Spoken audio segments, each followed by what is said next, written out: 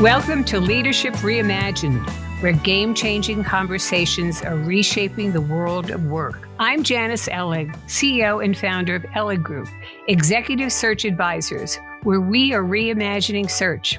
On today's episode, A Global Economist, Redefining a New Path for Humanity, I am honored to be speaking with Dr. Dambisa Moyo, who is distinguished international economist, best-selling author, celebrated intellectual, and public speaker on analyzing the macroeconomy and global affairs.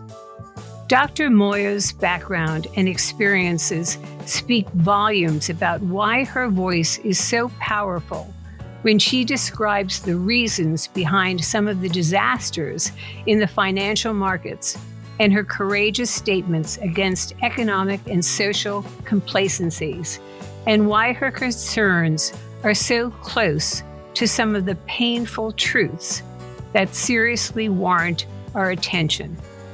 Welcome, Dr. Moyo. I am delighted to have met you when you spoke at Harvard Kennedy School Women in Public Policy several years ago, and I'm honored to have you as a guest today. Thank you so much. I'm delighted to be here. Thank you, Janice. Before we begin, I want to give our audience just a brief glimpse of your extensive and extraordinary experiences, which you will delve into further. But I want to start with the childhood that you spent mostly in Zambia. And you attained a BS in chemistry and then an MBA from American University before joining the World Bank as a consultant in the bank's Europe, Central Asia, and Africa departments, and co-authored the World Bank's annual World Development Report. Then, after receiving a Master of Public Administration from Harvard and a PhD in economics from Oxford, you spent 8 years at Goldman Sachs as a research economist and strategist, advising developing countries on the issuing of bonds. And with this Wall Street background, Dr. Moyo became a sought-after board director and currently serving on the boards of Chevron, 3M, and Condé Nast, and the Oxford University Endowment. And her prior boards included Barclays Bank, Barrick Gold, and Seagate Technology. All extraordinary experiences, which as a trained economist took you to over 70 countries, speaking, publishing many articles, and 4 best-selling books. Dr. Moyo, you truly are a citizen of the world, and your opinion and voice is sought after in boardrooms, world forums, universities, and government settings. So with that very brief introduction of your incredible personal and professional journey, I want to start at the beginning in Zambia, a country I've had the pleasure of visiting during my many trips to Africa.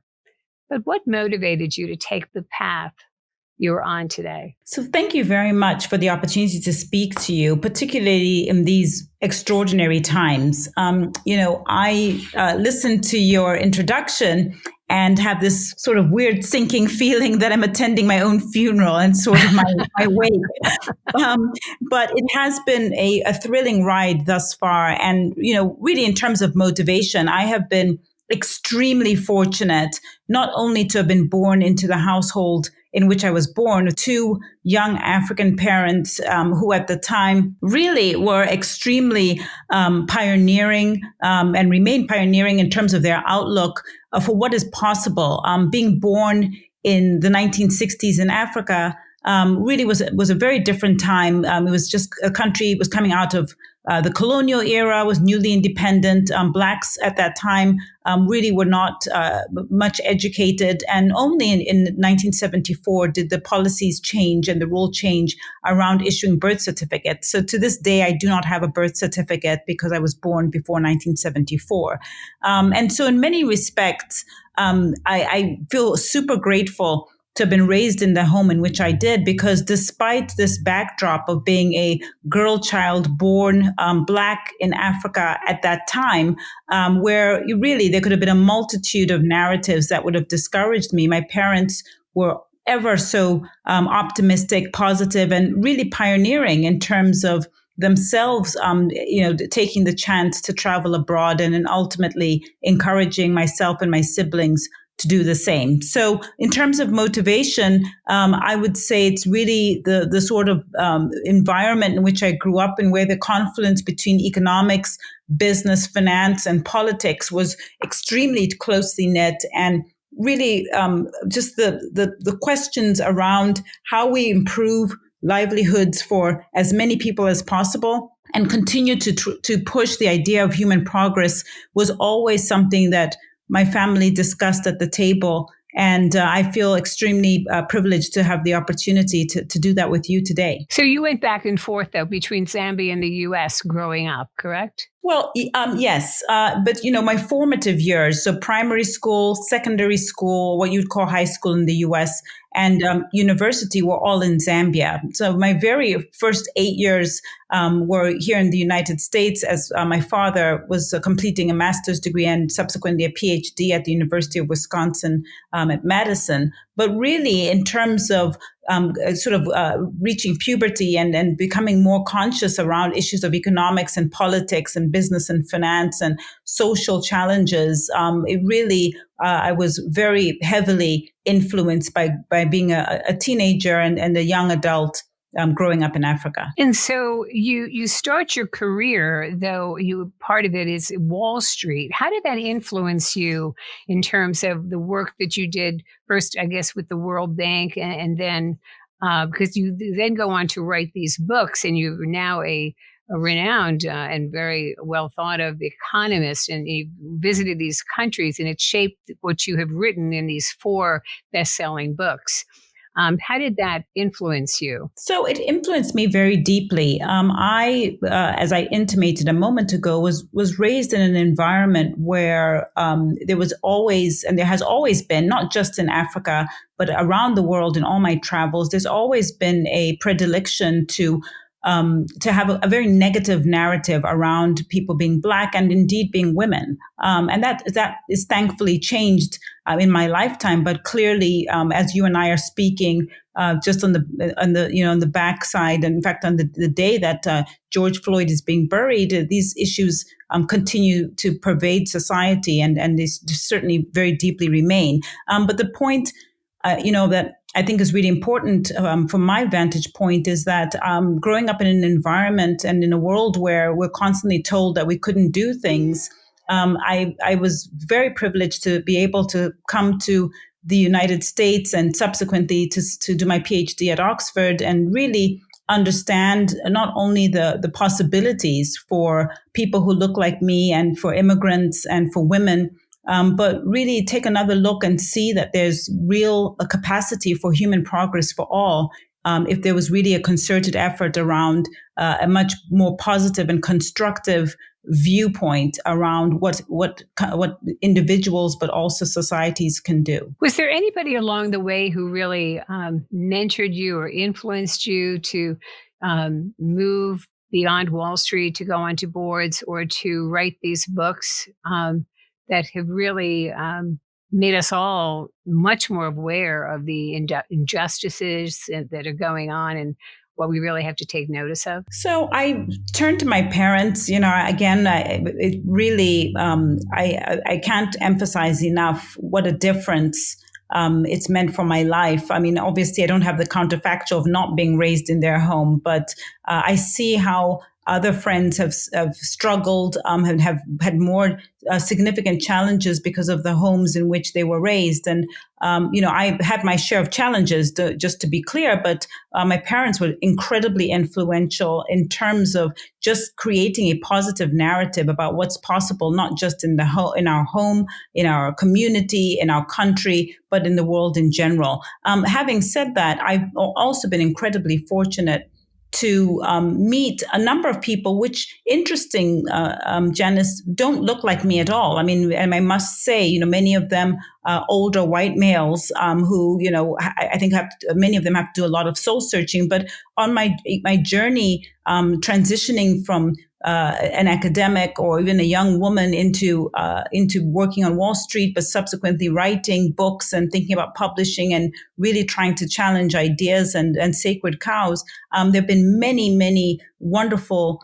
men, white men as well, who have encouraged me, have been incredibly supportive, very kind and generous, and really, looking back on my career, took a leap of faith in many ways in offering very critical advice without really stopping for a moment to think about their own vulnerability. As we've subsequently seen, it's not sort of risk free for people to give feedback to someone, particularly a woman or a person of color. So I have been a great beneficiary of many people. My PhD supervisor at Oxford, Paul Collier, Sir Paul Collier, just one example. Lord Philip Gould, unfortunately deceased, incredibly powerfully influential in terms of encouraging me to write my books and to think about the ideas in a much more thoughtful way, helped me secure book contracts, etc. The list goes on. And, for every one of those, of course, there's a multitude of Black people and women, who have been supporters and wonderful, champions of my own progress. So, Dambisa, let's speak about your first book, Dead Aid, Why Aid is Not Working and How There's a Better Way for Africa. You published it in 2008, sort of the start of the financial crisis. And then I recently read your May 2020 article in The Economist, A Marshall Plan for Africa. Describe what you're saying, what must be done here. So, Janice, it's interesting. The theme and the point of my original book and the point that I made in the article in The Economist magazine a couple of weeks ago is ultimately the same, that fundamentally any form of aid where you have large programs of aid, I'm not talking about NGOs where you send $25 to help a school or to buy a water pump. I'm talking about the large scale multi-billions of dollars that go from government to government, rich government to poor government, or institutions, large developmental institutions to poor countries. Those programs have been shown to work highly effectively when they are short, sharp, and finite. If they are offered or given in perpetuity, so open-ended with no end date, the evidence shows that they can be incredibly damaging. They are damaging both in terms of economics for the recipient country, but also in terms of politics. They're damaging because they create inflation. They are damaging because they create corruption. There's evidence of creating dependency and factions on the ground. And so really my critique originally was that we can do better. Not only should we make sure that emerging countries aren't dependent on these aid programs in perpetuity, but we should encourage these emerging countries to look at other sources of development. Partly for their own edification so that we can strengthen democracies in those places, but also because we never wanted to land in this place where we are today, where many emerging countries are extremely vulnerable because they're so dependent on Western aid. And obviously Western countries, the donors, are suffering from a whole host of their own economic challenges and social challenges at home. And therefore it leaves not just the Western donor countries vulnerable, but also emerging countries on the ground. And you say that like 1/5 of the world's population is inhabited, it's in Africa, correct? That is correct. And the population is growing, and 90% of the world's population lives in the emerging markets, 90%. And we have to do better. The welfare numbers right now, about 90% of welfare payments are in the developed world, so in the United States and Europe, where it is really about 12% of the world's population. So, I think that these types of imbalances lead to things like disorderly migration. And in a world where we even before the global pandemic that we are suffering through now, we saw enormous amounts of debt. We've seen, massive deficits, very, very low economic growth, which is incredibly troubling for longer term prospects for human progress and really survivability for many populations. And obviously on our ability to deal with many headwinds, such as demographics, but also climate change. I mentioned I've been to Africa several times, and one was taking an educational boat trip up the West Coast. And you saw the impact of the Chinese. And so they've done so much to capture, I think, the hearts and the minds and the money of many of the people in Africa. Can the West catch up? What can we do? So, I know there's a temptation to always think about winners and losers, and that there's somehow this ongoing competition now, between the United States and China. And in some respects, there's evidence to suggest that this sort of more Cold War is actually going on. China, you are absolutely right, has been a leading power in terms of foreign direct investment, trade, other forms of underwriting debt, not just in Africa and not just in developed countries, but also in not just in developing countries, but also in developed countries. In particular, as you know, China is the largest foreign lender to the United States government. So really what we need in terms of cash injections and investment and trade support for many emerging countries is the sort of thing that China is doing. But at the same time, it's really essential that Western countries do not just, throw their hands in the air, so to speak, and allow China to run roughshod in these places. I mean, I think that there are many aspects of global engagement, the tenets of liberal democracy, market capitalism that have shown themselves, when done well, and with reasonableness, when reasonable consideration, can be incredibly effective in moving people's livelihoods over generations and subsequently continuing to innovate and create human progress. But in effect, we need Western countries to be part of the dialogue. I, for one, do not think it's an end game. But I also recognize that the mood music right now is incredibly dangerous. As I said already, economically, many of these developed Western countries are struggling from low growth, from impotence of public policy with negative interest rates, a lot of debt. They also have a lot of social problems, income inequality, racial injustice, concerns around the politics, a lot of populism across Western Europe.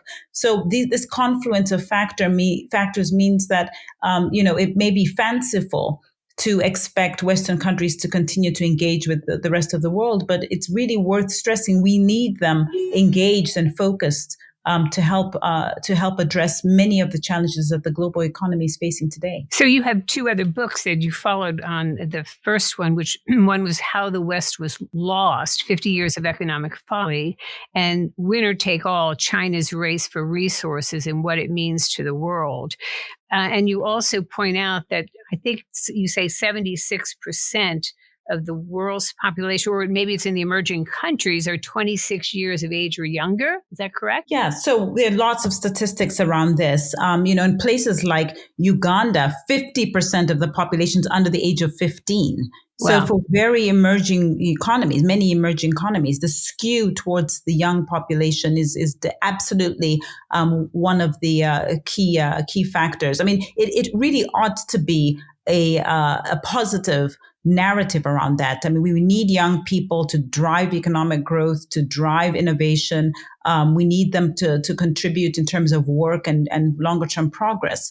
But at the same time, if they are not encouraged, if they don't see opportunity, the risk is that very quickly a young, unsettled, frustrated population could become problematic. It could foster civil war, civil unrest, disorderly migration. And, some estimates not too long ago from the International Labor Organization, the ILO, were that there were 100 million young people between the ages of 18 and 25, if I recall correctly, that were out of work and in many cases called NEETs, no education, employment, or training. And we just cannot waste and squander such an important resource for long-term progress. So, Dr. Dambisa Moyo, what can be done through public-private partnerships, through microfinancing, through corporations in these countries? What are some of the solutions that you see? So it's a wonderful question. I think that the good news is that we can put a man on the moon. I think we can definitely solve a lot of these problems. And really, at a very high level, we don't need to worry about creating new philosophies or ideologies. I think there's a lot of evidence on actually what works. We have, over 100 years of evidence what actually contributes to growth and what contributes to human progress and to equitable solutions for social progress and for social mobility, etc. I think and I'll maybe list a few of those in a minute, but I think the problem is that we're all impatient. And over time, we've become much more short-term in terms of how we think. We're short-term in public policy. Politicians in the United States, you have elections every 2 years, every 4 years for the presidency. In business, there's been lots of discussion about short-termism in business and how quarterly earnings and filings actually are influencing decisions around investment and really creating possibly concerns around more money from corporations being sent to dividends and share buybacks as opposed to longer-term investment programs. But there's also short-termism with individuals. We love the here and now. It's more and more part of the culture. And unfortunately, all the solutions to solve the sort of obvious problems around income inequality, this enormous increase in demographics, the risks of technology that could create a jobless underclass, climate change, the debt burden, productivity declines, this whole suite of problems, these require long-term intergenerational solutions. And so in that respect, things like investing in education, critically important. I myself would not be on this call with you right now, Janice, if my family, but not just my family, my community and my country had not invested in education many years ago. Infrastructure. The United States is ranked D+ by the American Civil Engineering Association. It's unacceptable. No country has been able to exhibit levels of economic growth and human progress and innovation without incredible investments in infrastructure in a very meaningful way. So that, again, gaping hole in that area.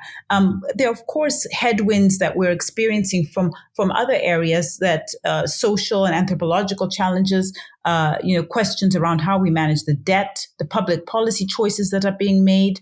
But I think if we continue to think about things in the short term, the immediacy, what will win me votes, as opposed to really how can we think about solving these problems over the long term, I think we'll continue to fall afoul for many of the challenges that the world faces today. Well, you describe this, don't you, in your latest book, The Edge of Chaos, right? Why democracy is failing to deliver economic growth and how to fix it. And you offered 10 radical reforms. And so I have to say, will they actually happen? And you're suggesting they probably won't unless you take that longer term view, right?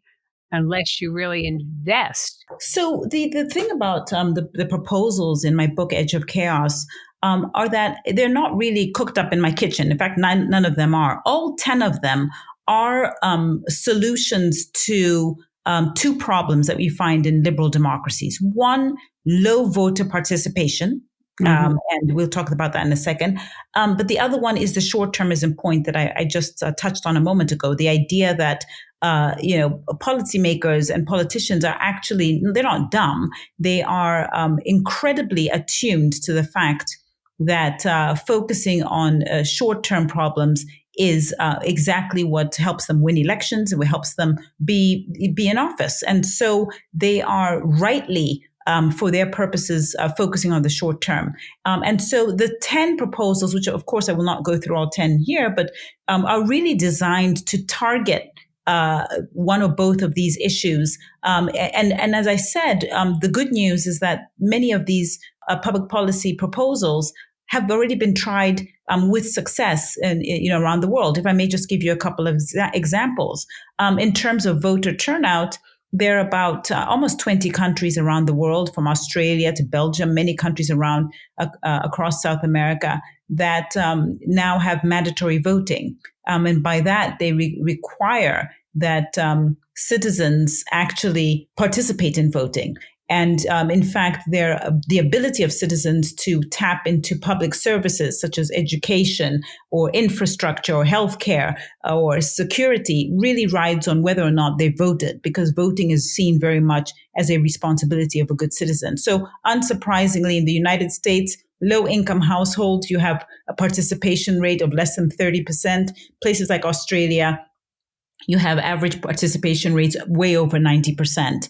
So that's just one example of that. I talk also, just in terms of the short-termism point, I talk about extending terms, but also limiting terms of people in public office. So places, again, like if you think about the UK, but other examples, Brazil or Mexico, the senators have 9-year terms, but they have one term. And I think that can be quite essential in solving the myopia problem, because a lot of the challenges that I've outlined, debt and education and income inequality, infrastructure, these things, you need a longer term perspective to not only implement those public policy choices, but also continue to look and see whether they are actually successful over the long term. Really need so many reforms here, don't we? I think very few people know what that voter turnout, and if we made it mandatory, you think, here you have a democracy in the U.S., everybody should want to be out there voting, and yet they don't.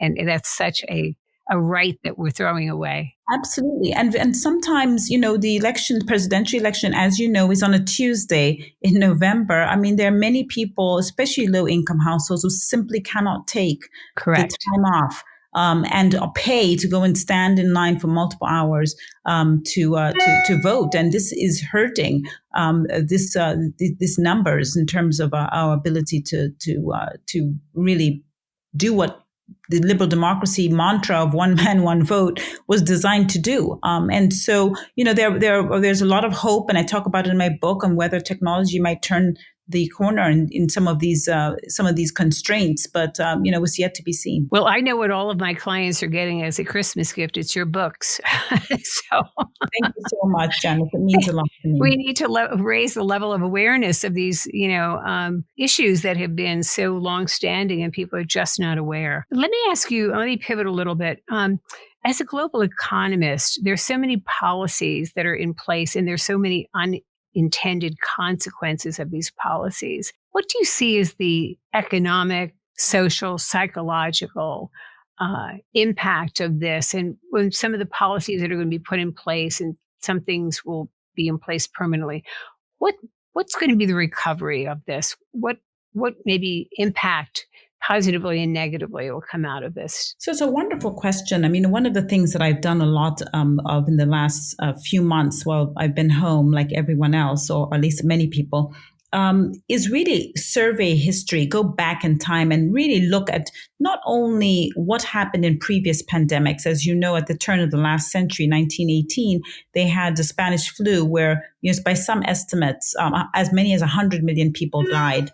And we've subsequently had other flus problems, but also economic challenges and political upheavals. We had World War I, World War II, all of that in the last century. So I've been really trying to figure out how do countries, but communities as well as society as a whole, how do they emerge from these type of challenges? And, I will say that even before the COVID hit, and as I mentioned a moment ago, we were already heading in what I would say in an extremely challenged direction.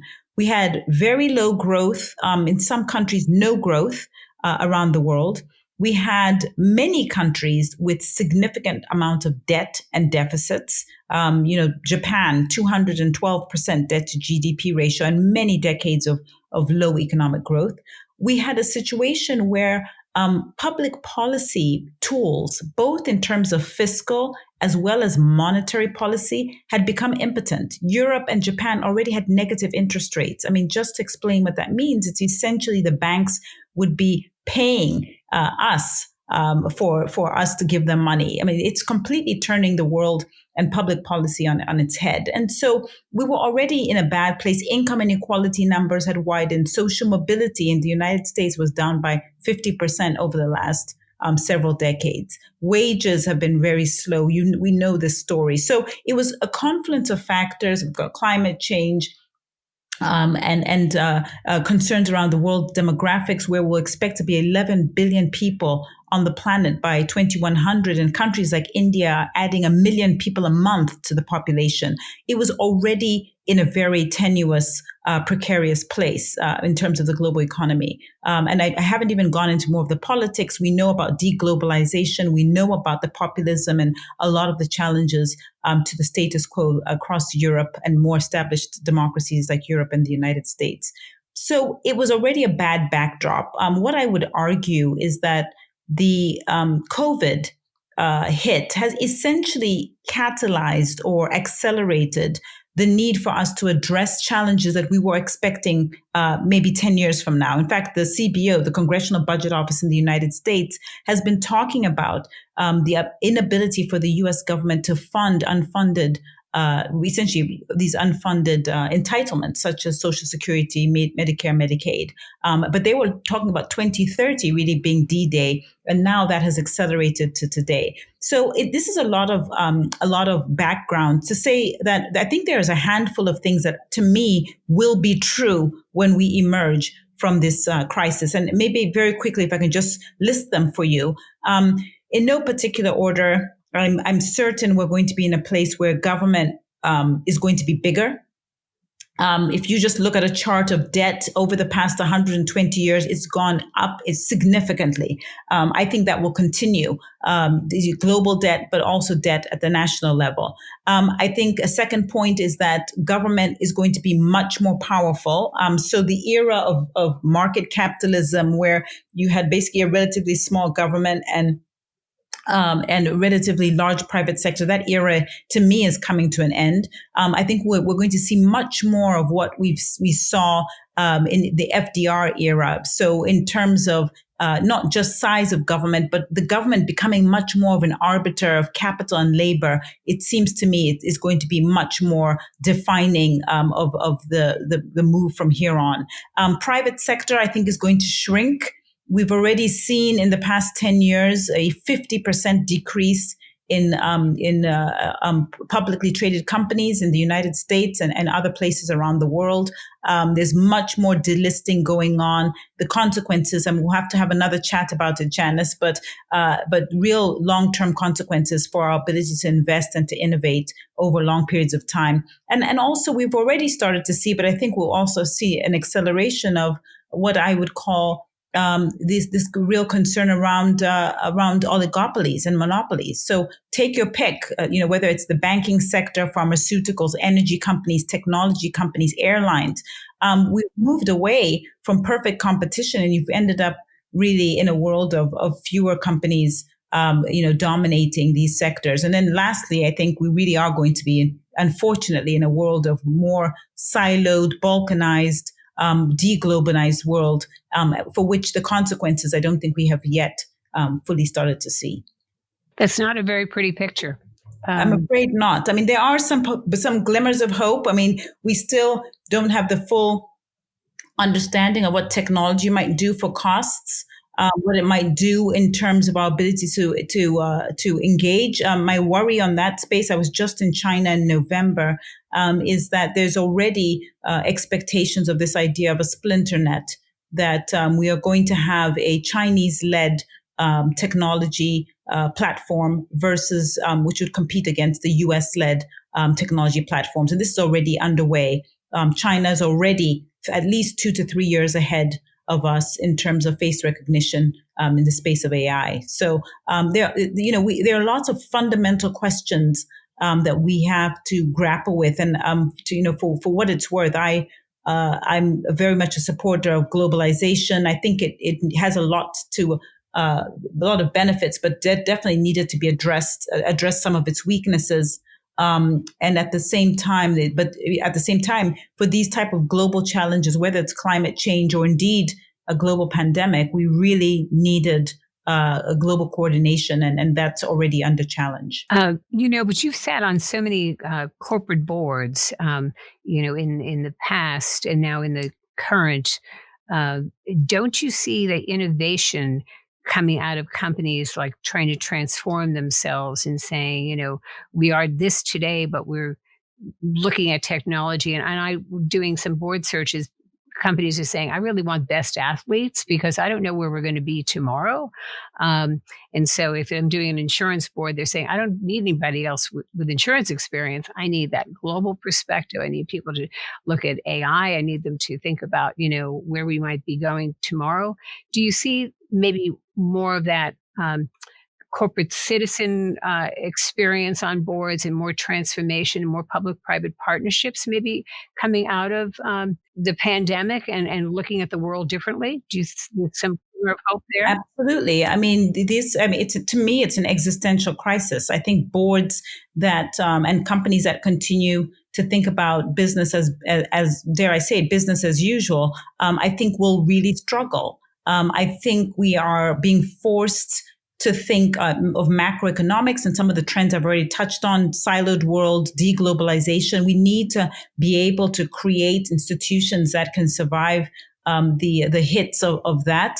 But at the same time, there are very fundamental cultural shifts that are occurring. Whether it's around worker advocacy, whether it's around data privacy, or gender and race parity concerns. I mean, there's a whole list of these challenges that, in truth, I mean, I wasn't on boards 50 years ago, but I can imagine just reading some of the wonderful articles and interviews and theses from that era. These were not top of mind. Now, maybe I'm not saying that ours are better or worse than in the past. I mean, they're boards who would have dealt with being in the middle of a war, for example. But I do think that the board role and the role of corporations is fundamentally and meaningfully challenged, and must be challenged in the environment in which we are now find ourselves. Yeah, I want our audience to know that you do have a Harvard Business Review article, 10 questions to guide boards. It'll be on our website. Again, I could go on forever with you. And I mean, you are such an intellectual, and so many great speeches and such a world-renowned economist. But I wanted again go to, you've been in many prestigious circles, but along your path, along your journey, you probably were given some no's along the way. How did you ignore them, overcome them to get to where you are today? I'll tell you, Janice, I still get no's. I mean, I think this is the thing. We're in a culture where everybody just looks at social media or your bio and thinks, oh my gosh, this person never gets no's. And I wish maybe one day we need to have a tell me your list of no's days, so that we can really show how many times the door gets slammed in everyone's faces, and it's never ending. I can tell you that much. I still get no's even at this relatively late stage in my career. But you persevere. Yes, I think that's absolutely the point. And, I mean, if there's any handful of takeaways, really, I take the view that no doesn't mean never. It just means not now. I think too many of us take the view, oh gosh, I got a no, and then the wheels completely come off, and that's the end of my career, end of my life, or whatever, end of my pursuit for a particular role. And I think that's why we see a lack of engagement, particularly for minorities and women. I think we're not trained and we don't really understand that in many respects, unfortunately, it's par for the course. But there's some other elements of this which I'm happy to share. I think also we have to be able to figure out when we need, which I think is always constructive feedback. And we have to recognize that constructive feedback is not only not owed to us, but more than that, I think it's really important that we don't take away critical feedback and assume that it's personal, or that somehow it's the end of a career or end of hopes and dreams. I think the way these things need to be framed is much more around what should I do given that I've been told X. And maybe that requires a lot more understanding as a recipient of feedback, because we should be able to push back to our bosses or managers and say, hey, listen, I understand you don't think I'm doing well in this space, but can you give me 2 or 3 specific things I can do? But there's also an onus on those bosses and managers to be more supportive in terms of how they deliver the feedback, so it's a much more constructive way. Well, I've heard you give some advice to aspiring female leaders. Yes. Keep at it, and I'll see you at the top. Now, that's a great message. So I want to close on, can you elaborate in giving to our listeners, particularly a female, 3 to 5 actions women need to take to be a leader that they want to be? Yes. I'll share from my experiences, and by no way are they bulletproof. But here are a quick 5. One, I've already mentioned to you, never, just to understand that no doesn't mean never. It means not now, which means you're playing for the long haul. If you get rejected now, find out what the reason is. You might be, I have been on many occasions been rejected, and then 3 years later, lo and behold, I'm getting a request to interview or to be offered a position. So it doesn't mean no, means forever. It just means not now. Constructive feedback, I also touched on, really important, not just for the giver of the constructive feedback, but also for the recipient. You have to understand that we're living in a world where I would imagine that many bosses, whether they're male, female, or whatever race they are, but they are also under fire. They're also struggling to figure out, how do I give critical feedback without being seen as racist or misogynist? And so we need to figure out what that lexicon or that glossary of words is to be able to get that feedback. A couple of other things, just understand that there's no engraved invitation coming. I look at my life. I came from a small country in Africa.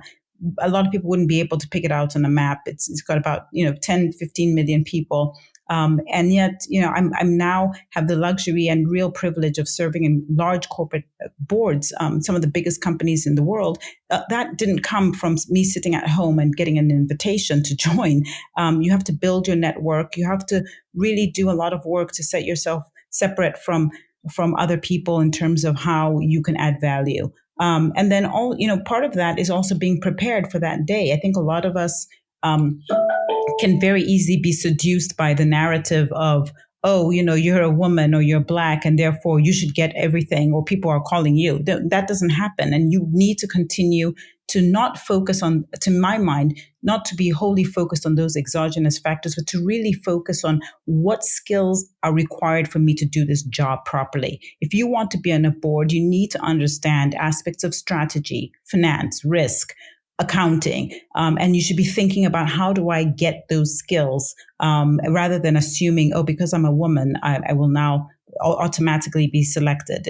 There are just so many brilliant, well-accomplished women, as you know, Janice, who have got incredible skills. That is your competition, in addition, of course, to men as well. And then the very last thing is it's part of the same point. You've got to apply. Nobody knows. We all are very focused on our own careers and our own lives. And we sit at home, and I've been guilty of this, where I say, oh gosh, nobody's ever called me about a board, but, they don't know I'm out here. And so, you should continue to be out there and put your hands up. I wrote an article, said women need apply and why we must raise our hands. And I think it's really essential that we do that as well. Yes, I have 3 videos on my website about how women need to make it known that they want to be on a board, but you have to have the qualifications. You serve on 3M, Chevron, and Condé Nast. Boards today need to have people who are qualified. And I always say, women who are out there are highly qualified. They need to let it be known. They need to work their network. But everybody on a board today needs to be qualified. When I'm voting on my shares, I want to make sure those people, men and women, are qualified to be on that board. And you certainly are. As I said earlier, and I introduced you, you're an acclaimed international economist, a best-selling author, celebrated intellectual and public speaker on analyzing the macroeconomy and global affairs, but you have great experiences. And I'm so happy, Dr. Dambisa Moyo, who joined me today, for sharing your impressive path to success, your impactful stories. And you really are redefining a new path for humanity. And you've helped us in, making us more aware of the changes that need to occur. You truly are a game changer. And I am so honored to have had you speak to us today. Thank you. I'm really delighted to participate, and I'm glad for the opportunity from you. Well, as I said earlier, my clients are getting your books so that we can, it does take all of us individually and collectively to change the world, right? We can't just be bystanders, and we have to get out and vote and change some of those policies. So I want to thank our audience for tuning in to this game-changing conversation with the remarkable Dr. Dambisa Moyo. You can find me on Twitter, LinkedIn, or visit our website at elliggroup.com. Stay tuned for more exciting episodes of Leadership Reimagined, Game-Changing Conversations, which are released on the third Thursday of each month and available on my website. Thank you for joining us today, and thank you, Dr. Moyo. Thank you so much for joining us.